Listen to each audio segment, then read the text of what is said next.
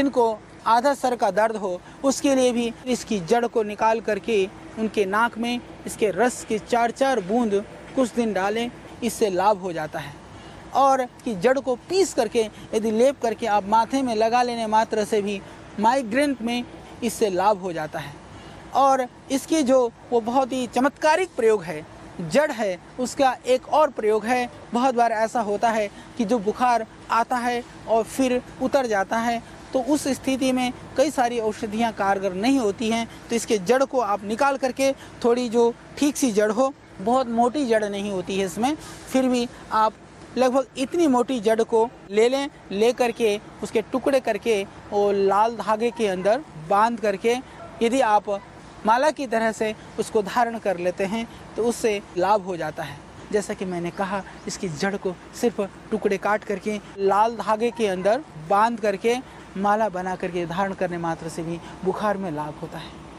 और बार बार यदि बुखार आता हो तो इसकी जड़ को उबाल करके काढ़ा बना करके पीने से बार बार होने वाला बुखार निश्चित रूप से ठीक हो जाता है। यह एक चमत्कारिक प्रयोग है। इसके ऊपर यह एक अनुसंधान का विषय भी है कि सिर्फ मात्र गले में धारण करने से बुखार कैसे ठीक हो सकता है। ठीक होता है, इसमें कोई संशय नहीं है। आप भी प्रयोग करके देख सकते हैं ठीक कैसे होता है। यह निश्चित रूप से हम सब के लिए और जो इस क्षेत्र में कार्य कर रहे वैज्ञानिक हैं उनके लिए एक अनुसंधान का विषय हो सकता है। और बहुत सारे आदिवासी क्षेत्रों में भी जो पुराने बुखार से पीड़ित लोग हैं, गले में इसकी जड़ को माला की तरह से धारण करते हैं और उससे वह छुटकारा पाते हैं। इसकी जड़ बहुत बढ़िया काम करती है खांसी में।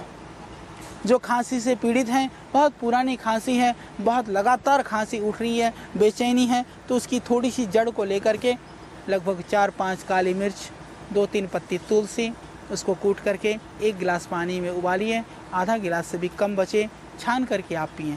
आप देखेंगे बहुत ये दिव्य और चमत्कारिक प्रयोग है। और जिनको टॉन्सिल है, उन टॉन्सिल वालों के लिए इनके पत्तियों को उबाल करके थोड़ा सा उसमें अमरूद के पत्ते भी डाल दें तो उससे गरारे करते हैं तो उससे पूरा लाभ हो जाएगा। इसको पीस करके बाहर की तरफ गले में लेप करते हैं, टॉन्सिल में इससे पूरा लाभ मिलेगा।